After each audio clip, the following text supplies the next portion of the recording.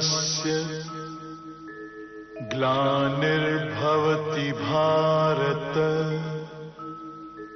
अभ्युत्थानम् अधर्मस्य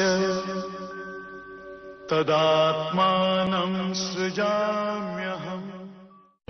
और चौथे अध्याय में ज्ञान कर्म संन्यास योग बताते हैं कि आत्मा परमात्मा तथा इन दोनों से संबंधित दिव्य ज्ञान का कार्य है शुद्ध करना। ऐसा ज्ञान कर्म योग का फल है। ज्ञान जो है कर्म योग का फल है। इस अध्याय में परमात्मा गीता के प्राचीन इतिहास को इस भौतिक जगत में बारंबार अपने अवतरण की महत्ता तथा सतगुरु के पास जाने की आवश्यकता का उपदेश देते हैं। पहले श्लोक से लेकर 18वें श्लोक तक सगुण भगवान का प्रभाव और कर्म योग का विषय ज्ञान सूर्य इस अविनाशी योग को कल्प के आरंभ में विवश मनुष्य को कहता है। विवश मनुष्य यानी संस्कार रहित मनुष्य को कहता है। 19वें श्लोक से लेकर 23वें श्लोक तक योगी महात्मा पुरुषों के आचरण और उसकी महिमा बताई है।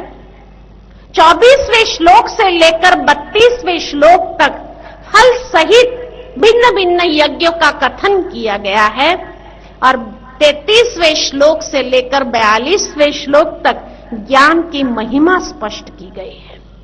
और इस तरह से भगवान अर्जुन को बताते हैं। अर्जुन का एक महत्वपूर्ण प्रश्न जिसका उत्तर भगवान देते हैं। अर्जुन ने प्रश्न पूछा कि सबसे पहले आपने इस ज्ञान किसको दिया था? तब भगवान कहते इस अविनाशी योग को कल्प के आदि में मैंने सूर्य से कहा। सूर्य से मनु को यही गीता प्राप्त हुई।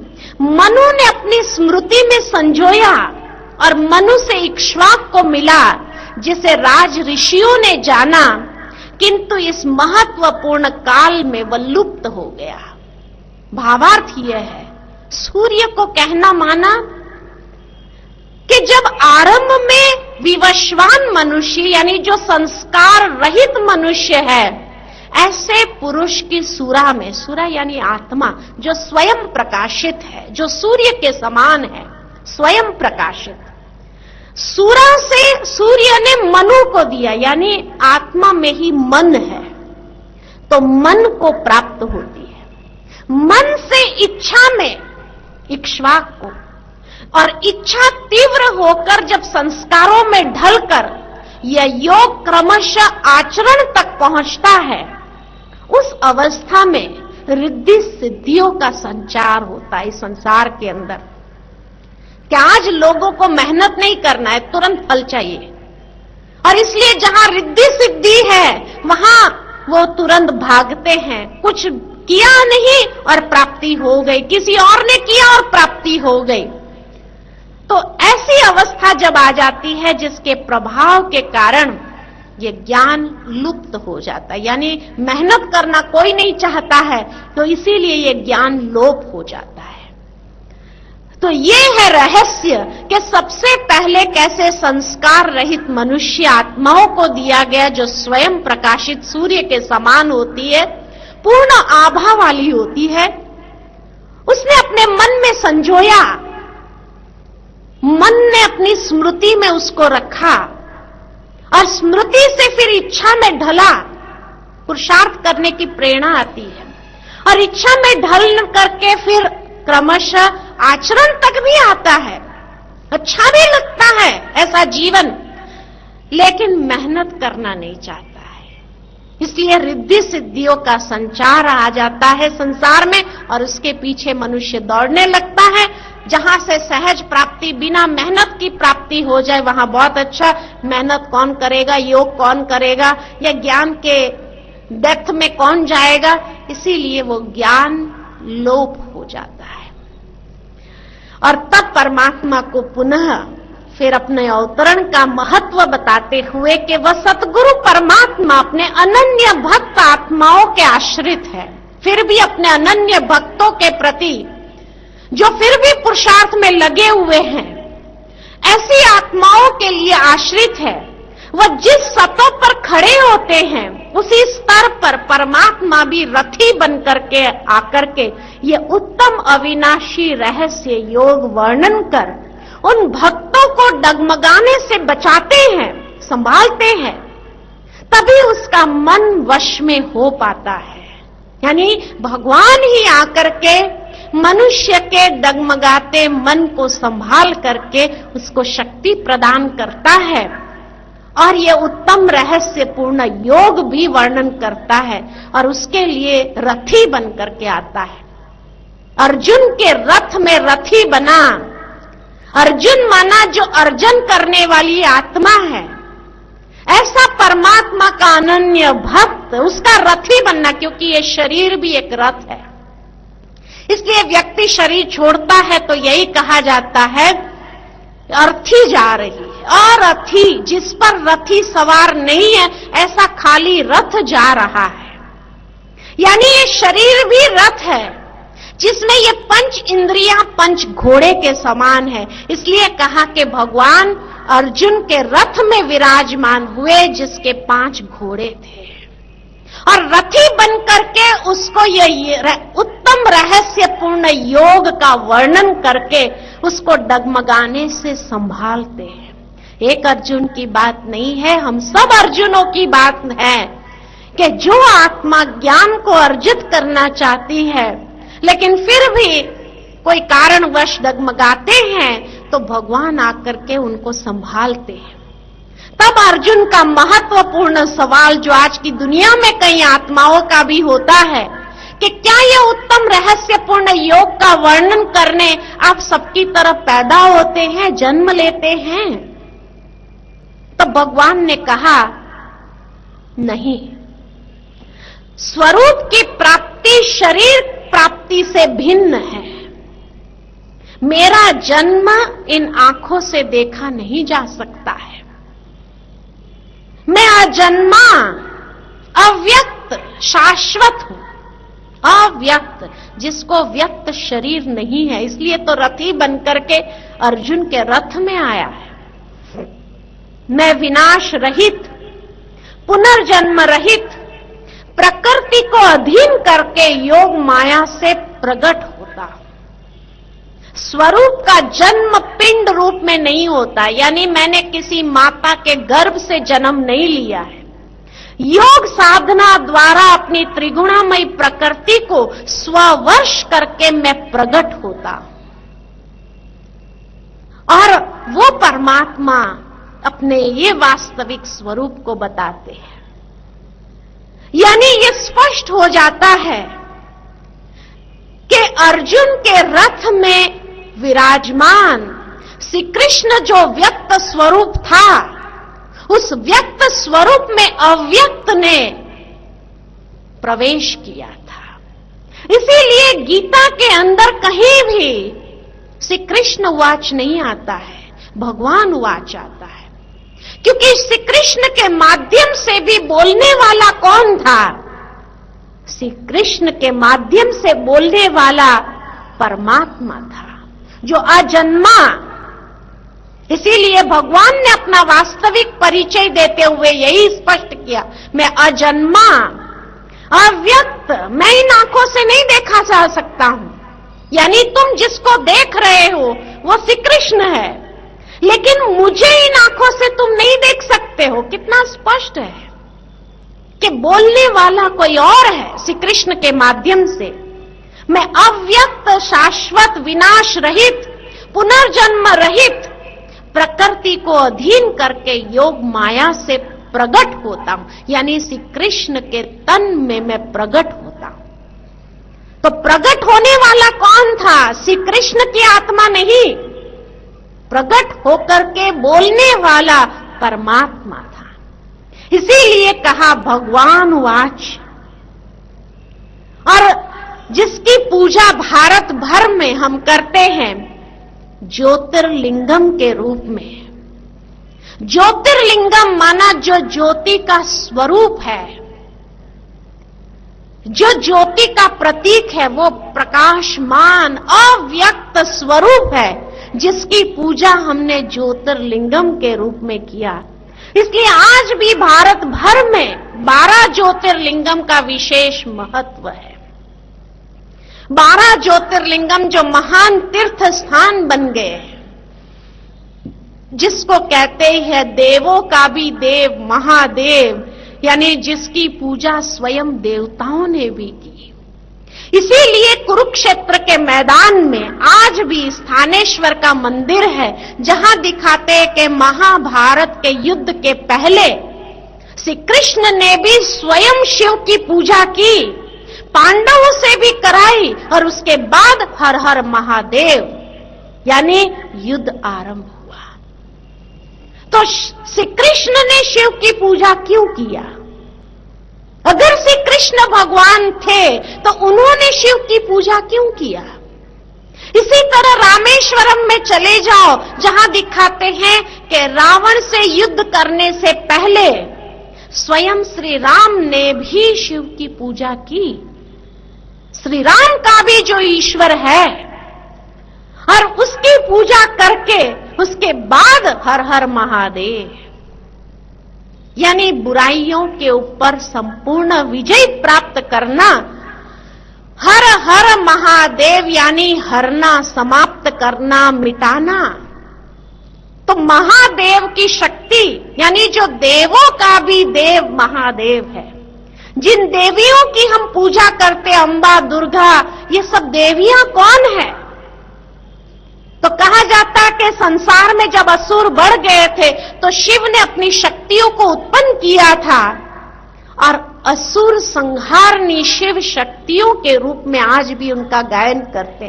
तो जो देवों का भी देव, देवियों का भी देव, वो है महादेव, जिसकी मान्यता संसार में सभी आत्माओं ने की है। मुसलमान धर्म में जाओ तो मूर्ति पूजा में नहीं मानते हैं, परंतु मक्का जब हज यात्रा पर जाते हैं तो वहां काबा का पवित्र पत्थर है जो निराकार है। और इसके पीछे एक कहानी है कि जब मुसलमान धर्म में परमात्मा के विषय को लेकर के मतभेद हो गया, कहा जाता है कि मक्का के अंदर पहले 1,86,000 देवी देवताओं की मूर्तियां थी, लेकिन किसकी मूर्ति को स्थापित किया जाए मक्का में, उसके ऊपर झगड़ा हो गया, खून खराबा होने लगा। उस वक्त एक आकाशवाणी हुई कि आप लड़ाई झगड़ा मत करो, मुझे इस स्वरूप में याद करो। और ऊपर से वो पवित्र पत्थर गिरा था जिसकी स्थापना मक्का में की गई, और उसी वक्त वो 1,86,000 देवी देवताओं की मूर्तियों को नष्ट किया गया। और तब से लेकर के इस पवित्र पत्थर की इतनी मान्यता है, जिसका नाम है संगे अस्वद। और इसीलिए मुसलमान लोग मानते हैं कि जीवन में एक बार हज यात्रा पर जाकर के ये पवित्र पत्थर का दर्शन अवश्य करना चाहिए। वहां जाकर वो क्या करते हैं? अपने पापों का प्रायश्चित करते हैं, और पापों का प्रायश्चित करते फिर अंत में अपनी बंदगी में एक लाइन जरूर कहते हैं, जिस लाइन के बिना उनका हज पूरा नहीं होता है। और वो लाइन है, हे परवरदिगार, नूरे इलाही, मेरा हज कबूल हो। तब उनका हज कबूल होता है। परवरदिगार परमेश्वर, नूरे इलाही यानी जो नूर स्वरूप है, जिसको हमने ज्योतिर्लिंगम कहा, उन्होंने नूर कहा। बात तो एक ही है, ज्योति माना भी तेज, नूर माना भी तेज। तो बात तो एक ही हो गई, या अलग है? और आगे जाए क्रिश्चियन धर्म के अंदर कहा जाता, जब मोसेस माउंटेन पर गया, जहां उसको 2 पत्थरों पर 10 कमांडमेंट्स मिला, वहां उसको अखंड ज्योति का साक्षात्कार हुआ, जिसको देख करके मोसेस ने कहा, जेहोवा द सुप्रीम लाइट। इसीलिए क्राइस्ट ने कभी अपने आप को भगवान नहीं कहा। क्राइस्ट ने हमेशा यही कहा, God is light, I am the son of God. और जब उनको क्रॉस पर चढ़ा रहे थे तब भी अपनी अंतिम प्रार्थना में उसने भगवान से यही विनती किया कि हे प्रभु आप इन्हें क्षमा कर देना, क्योंकि उन्हें पता नहीं वो क्या कर रहे हैं। जिसको क्रिश्चियनों ने लाइट कहा, मुसलमानों ने नूर कहा, हिंदुओं ने ज्योति कहा, बात तो एक ही है या अलग है? आज भी वेटिकन में चले जाओ तो वेटिकन में जो सबसे बड़ा चर्च है, उस चर्च के अंदर परम ज्योति परमेश्वर का दिव्य स्वरूप वहां देखने को मिलता है। वो परम प्रकाश, प्रकाशमान स्वरूप, नूर स्वरूप देखने को मिलता है। और आगे जाए तो गुरु नानक देव ने तो बहुत स्पष्ट शब्द में परमात्मा की व्याख्या की है, जितना स्पष्ट और किसी ने नहीं किया, कि एक ओंकार निराकार निर्वैर सतनाम अकाल मूरत अजोनी। जो निराकार है, निर्वैर है, वही सत्य नाम है जिसको काल कभी नहीं खा सकता है, जो किसी योनियों में नहीं आते हैं, अजोनी है। और आगे जाए तो महावीर स्वामी ने किसका ध्यान किया? आज भी दिवाली के दिन जब जैनी लोग महावीर स्वामी का निर्वाण दिन मनाते हैं, तब अपनी प्रार्थना में यही कहते हैं कि आपने जो शिव धाम को प्राप्त किया वो गति हमें भी प्राप्त हो। वो शिव धाम कौन सा है? वो शिव कौन है? जिसको उन्होंने कहा सिद्ध शिलापति सर्वश्रेष्ठ। और उस गति को प्राप्त करने के लिए 3 बिंदु बताए जीवन के रहस्य में, ज्ञान, दर्शन और चरित्र। यही सच्ची तपस्या है जिसके आधार पर उस श्रेष्ठ गति को प्राप्त कर सकते हैं। इसी तरह महात्मा बुद्ध ने कभी मूर्ति पूजा की ओर प्रेरित नहीं किया, लेकिन आज भी जापान चले जाओ तो 3 फुट की ऊंचाई पर और 3 फुट दूर बैठ के एक थाली के अंदर लाल पत्थर रखा जाता है, जिसको कहते करनी का पवित्र पत्थर, जिसका नाम है चिंकोन शेकी, अर्थात जो शांति का दाता है। और पारसी धर्म में चले जाओ तो वहां पर अखंड ज्योत नित्य जलती रहती है। और इसीलिए कहा जाता है कि पारसी लोग जब ईरान से भारत आए थे तो जलती हुई ज्योत को लेकर के आए थे।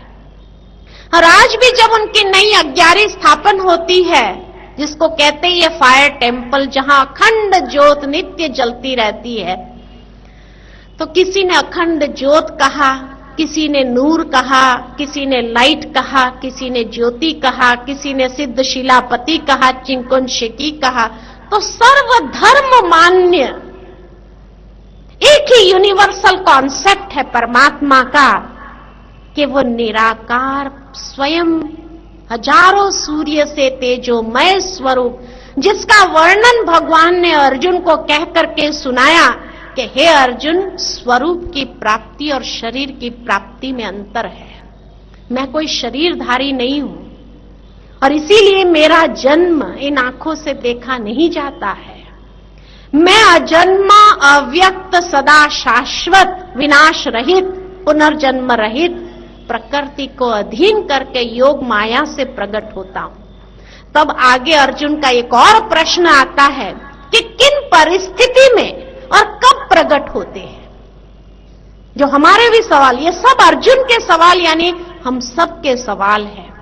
तब भगवान ने कहा यदा यदा ही धर्मस्य, कि जब जब परम धर्म और परमात्मा के प्रति हृदय ग्लानि से भर जाता है, जब अधर्म की वृद्धि हो जाती है, तब तब मैं अपने स्वरूप को रचता हूं और स्वयं अवतरित होता हूं। यहां अवतरण का अभिप्राय पुनर्जन्म लेना नहीं है, अपितु पुनः अवतरित होना है। और कैसे अवतरित होते हैं तो भगवान आगे कहते परित्राणायाम साधुना, यानी परम साध्य परमात्मा के समीप ले जाने वाले विवेक, वैराग्य और दैवी संस्कारों को निर्विघ्न इस संसार में प्रवाहित करने तथा दुष्कृत्य के कारक काम, क्रोध, राग, द्वेष इत्यादि विकारों का पूर्ण विनाश करने के लिए और परम धर्म सनातन धर्म की पुनः स्थापना करने के लिए ऐसे युगे युगे में प्रकट होता हूं। यहां युग का तात्पर्य ये नहीं कि हर युग में सतयुग, त्रेता, द्वापर, कलयुग सब युग में आते हैं, नहीं। जब संसार के अंदर दुष्कृत्य के कारक काम, क्रोध, राग, द्वेष इत्यादि विकार संपूर्ण रूप में हो जाते, फैल जाते हैं, तो उसका विनाश करने के लिए और परम सत धर्म की स्थापना करने के लिए, सनातन धर्म की स्थापना करने के लिए ऐसे युगे युगे प्रकट होता। ऐसा युग कब होता है? कलयुग। और ऐसा युग जब कलयुग अपने संपूर्ण रूप में आ जाता है, तब परमात्मा भी अवतरित होते हैं और ऐसे युग में आकर अधर्म का नाश और सत धर्म की स्थापना करते, सतयुग की स्थापना करते। द्वापर युग में अगर भगवान आए तो द्वापर युग के बाद तो कलयुग आता है, तो क्या गीता के ज्ञान से घोर कलयुग की स्थापना होती है? नहीं। लेकिन कलयुग के अंत में ऐसे युगे युगे जब आता है, तब अधर्म का नाश, क्योंकि कलयुग में ही अधर्म अपनी चरम सीमा को प्राप्त कर लेता है, तो ऐसे युगे युगे आकर के अधर्म का संपूर्ण विनाश और सत धर्म की स्थापना करने अर्थ परमात्मा का दिव्य अवतरण इस संसार में होता है और अपना कार्य करते हैं। तब एक और महत्वपूर्ण सवाल इस अध्याय के अंत में अर्जुन का होता है कि भगवान जब कहते कि मेरा कर्म और मेरा जन्म दिव्य और अलौकिक है, इन चर्म चक्षुओं से देखा नहीं जा सकता है, तो अर्जुन पूछता है, तो हे प्रभु, कौन उसे देख सकता है और समझ सकता है? तो भगवान ने कहा, केवल तत्वदर्शी, यानी जो ज्ञान और तपस्या के बल द्वारा पवित्र बनते हैं और वित्राग, भय और क्रोध से मुक्त है, वह मेरे इस दिव्य जन्म और कर्म को देखता है, यानी मेरा साक्षात्कार कर सकता है। आत्म साक्षात्कार करने वाला ही इस भाव को समझ पाता है कि परमात्मा किस अनुरागी में अवतरित होते हैं। बहुत स्पष्ट कह दिया कि ये सबके समझने के बस की बात नहीं है। ये कौन समझ सकता है ये भी बता दिया, और कौन उसको देख सकता है, ये स्थूल आंखों से तो देखने की बात ही नहीं है, लेकिन अंतर चक्षु से उसका साक्षात्कार कर सकते हैं। तो ये चौथे अध्याय में भगवान ने अपने वास्तविक स्वरूप का परिचय दिया। गीता के आगे के सत्रों में हम अर्जुन के आगे के सवाल जो इस बात को लेकर के उत्पन्न होते हैं वो देखेंगे, लेकिन उसके पहले 2 मिनट सभी शांति से बैठ जाए।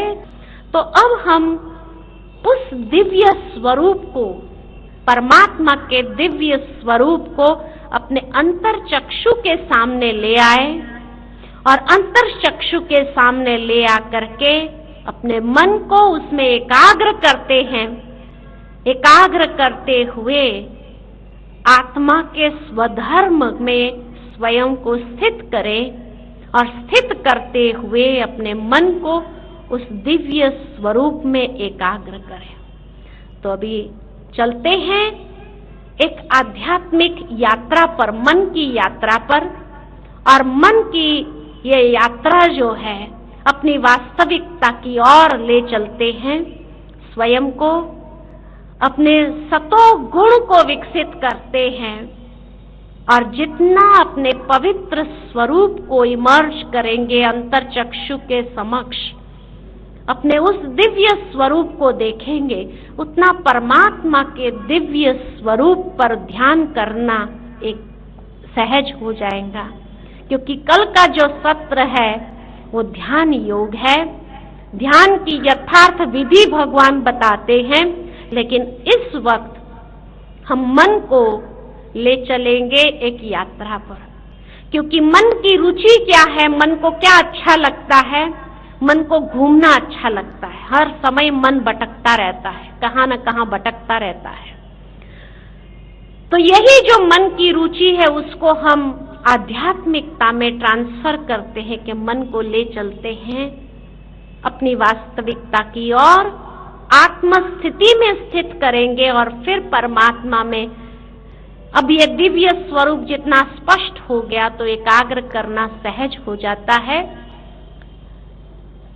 तो मैं आपको कुछ विचार देती जाऊंगी, आप अपने मन को उन विचारों के साथ साथ अपनी भावनाओं को भी ले चलेंगे और उस दिव्य स्वरूप पर अपने मन को एकाग्र करेंगे।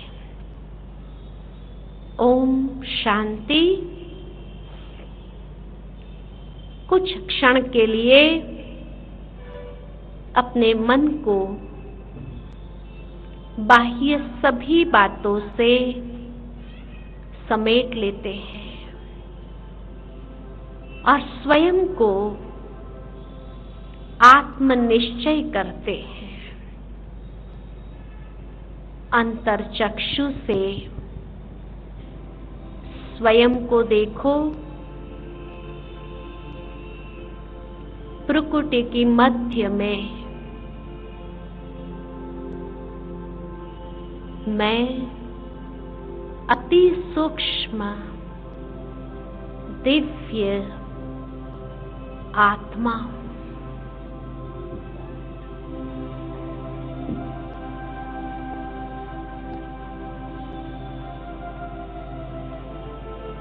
ये जीवन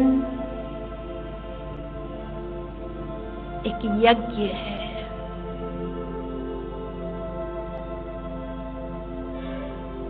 जिस यज्ञ में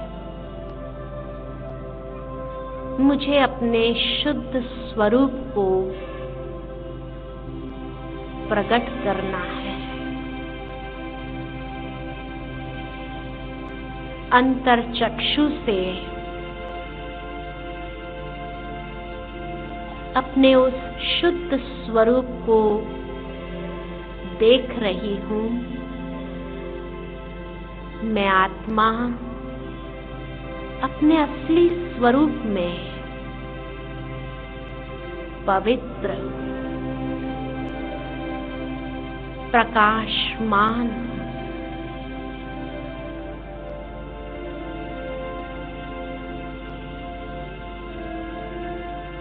दिव्य ज्योति स्वरूप हूं।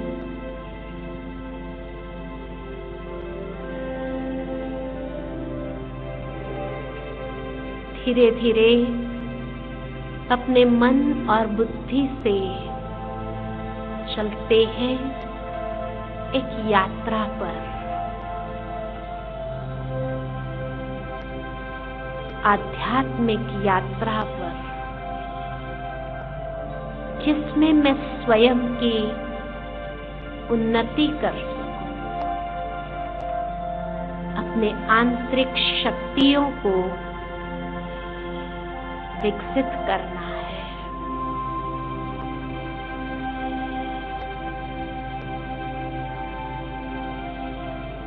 धीरे धीरे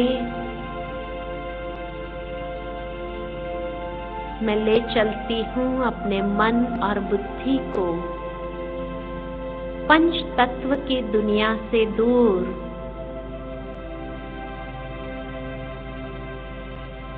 सूर्य चंद्र तारा गण से भी पार, परम धाम में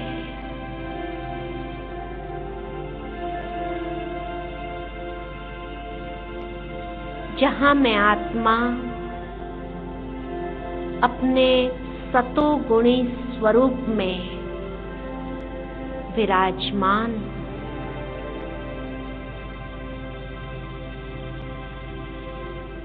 जहां कोई बंधन नहीं, कोई बोझ नहीं।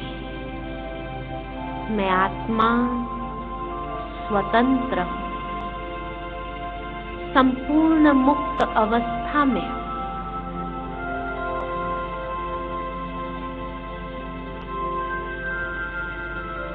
मैं आत्मा अपने स्वधर्म में स्थित,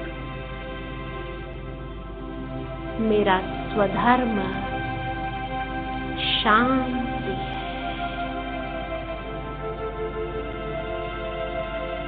मेरे मन की गति शांत होती जा रही है।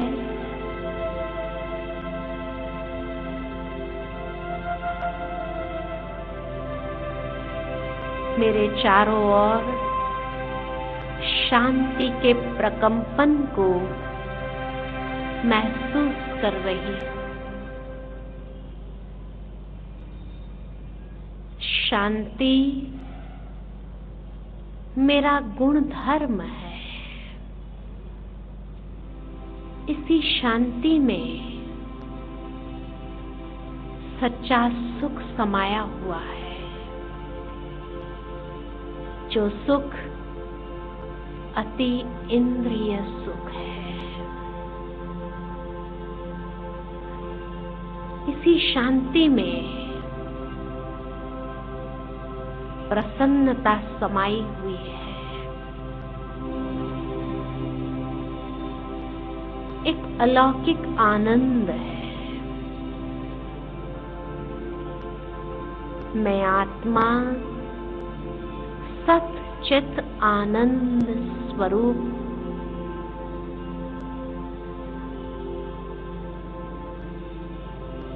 इसी शांति में अनंत शक्तियां समाई हुई है। मैं आत्मा अपने असली स्वरूप में शक्ति स्वरूप हूं।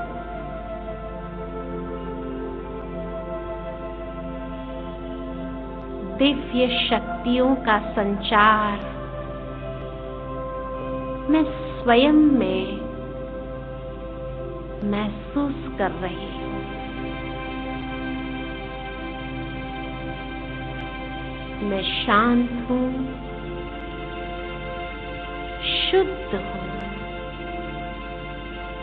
शक्ति स्वरूप। यही मुझ आत्मा की वास्तविकता है। धीरे धीरे मैं अपने मन और बुद्धि को अपने पिता परमात्मा की ओर ले चलती हूं। जैसे मैं आत्मा दिव्य प्रकाश पुंज हूं, वैसे मेरे पिता परमात्मा भी दिव्य तेजोमय है,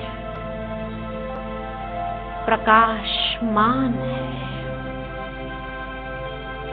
चारों ओर दिव्य तेज की प्रभा फैली हुई है। कितना सुंदर स्वरूप है ये। यही सत्यम शिवम सुंदरम है।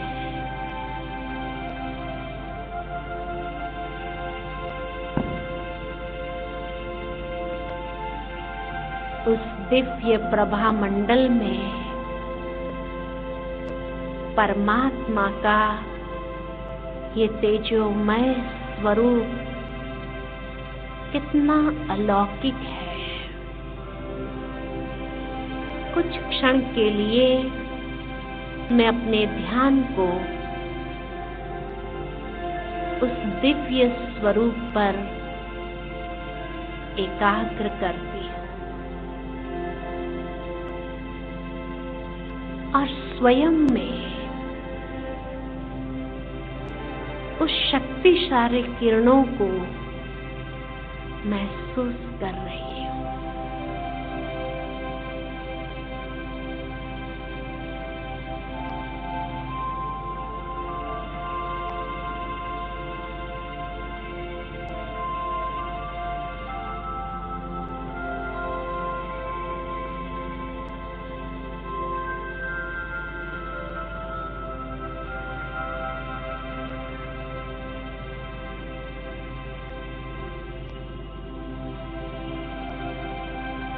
धीरे धीरे अपने मन और बुद्धि को वापस इस पंच तत्व की दुनिया की ओर शरीर में प्रकृति की मध्य में स्थित करती हूं। मैं आत्मा शरीर की सर्व कर्मेंद्रिय की मालिक हूं, अधिकारी हूं। अब मुझे सातों गुणों के प्रवाह को अपने हर कर्म में सर्व इंद्रियों के माध्यम से प्रवाहित करना है और अपने हर कर्म में कुशलता ले आनी है। यही कर्म योगी जीवन है।